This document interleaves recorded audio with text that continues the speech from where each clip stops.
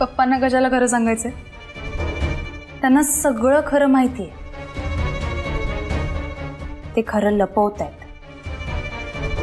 मुलाकडच्यांना खरं सांगायचंय ना. आपण तुझी पत्रिका डायरेक्ट मुलाकडे पोचवायची. तू ताई बिडीस का? त्याआधी मला सांग, तुला खरंच तो मुलगा आवडलाय का? फक्त दिसण्यावरनं वगैरे नाही, त्याच्या बोलण्यावरनं, वागण्यावरनं.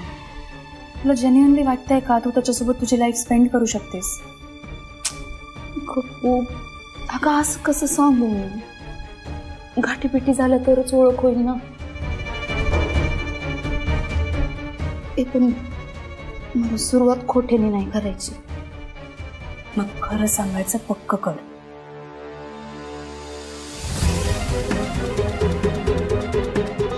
मग झालं तर त्या मुलाकडे तुझी पत्रिका पोहोचवण्याची जबाबदारी माझी.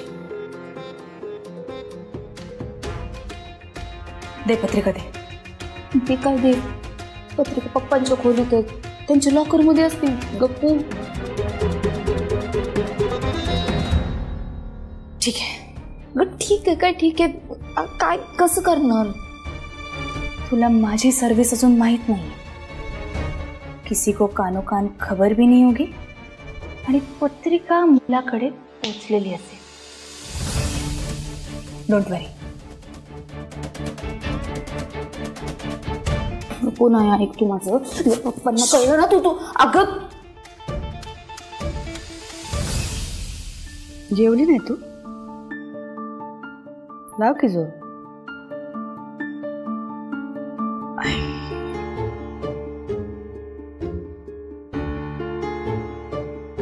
माई साहेब, एक आनंदाची बातमी आहे.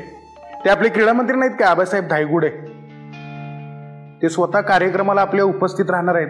हे आताच पेनशी बोलणं झालं त्यांच्या. चांगलंय.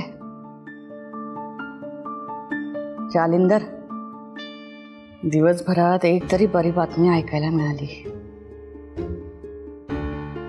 आणि पार्टीतल्या बाकीच्या मेंबरचं काय? आता बाकीच्या मेंबरचं काय हो, आपले आबासाहेब पॉलिटिकल गोळ्याची ढेप आहेत आपल्या एरियातली. बाकीची मुंगळी कशी पटापट येतात तशी येतील बघा, आमंत्रण न देता. म्हणजे दिलंय मी आमंत्रण, पोचवलंय सगळ्यांना, काय टेन्शन नाही. आणि तयारी? हा, ही गोष्ट विशेष आहे बरं का. स्वतः तेज प्रताप यांनी जातीनं लक्ष घातलंय. तुम्हाला सांगतो, या रमावतीमध्ये की नाही, न भूतो न भविष्यती असा कार्यक्रम होणार आहे.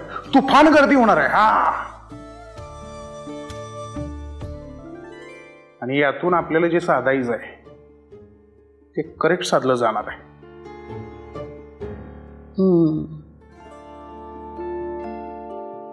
तेज प्रतापचं सगळं चांगलं आहे हो. फक्त असा का वागला हेच कळत नाही बघा. याच बाबतीत मला एक बोलायचं होतं तुमच्याशी.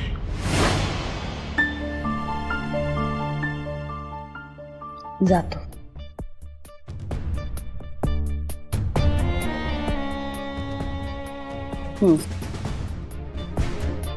पोरींवर हल्ला करणाऱ्यांमध्ये तेज प्रताप नव्हतेच. त्यांनी त्या पोरांचा आळ स्वतःवर घेतला. पोरं चिडली होती ती एका पोरीमुळं.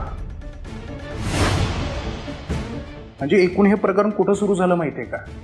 त्या पोरगीनं तुमच्या होर्डिंगचा अपमान केला म्हणून. आता मी माहिती काढली, म्हणजे टीम बाहेरची आहे पण पोरगी स्थानिक आहे. आपल्या रमावतीची? कोण? हा, म्हणजे तो एक एजंट आहे, जमिनीचाही व्यवहार करतो. त्याचं नाव आहे धनाजी जगताप. हा, मधल्या आळीत राहतोय तो. त्याची पोरगी आहे ती. नाव वैदेही जगताप.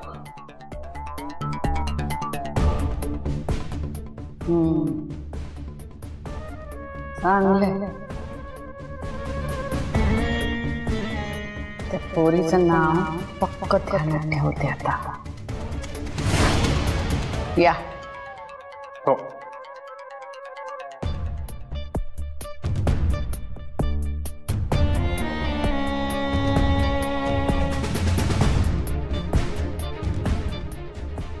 म्हणजे चूक त्या पोरीची आणि भोगावं लागलं माझ्या लेकराला.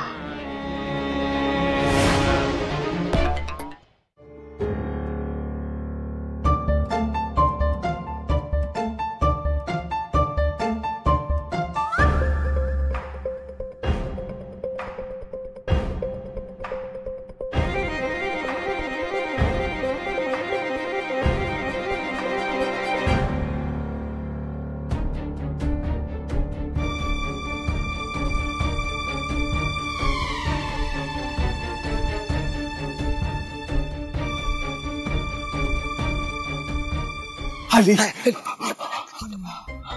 बघितलं, माझा अंदाज कधीच चुकत नाही.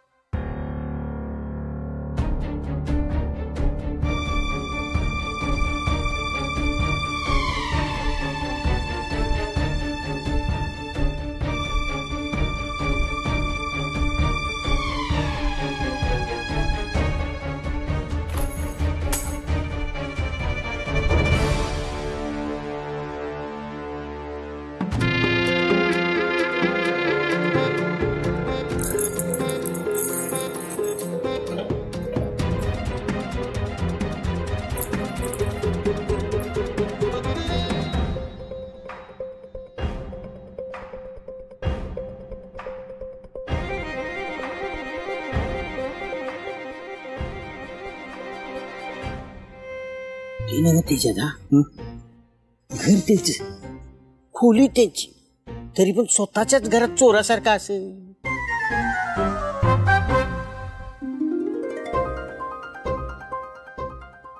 चोरच आहे ती.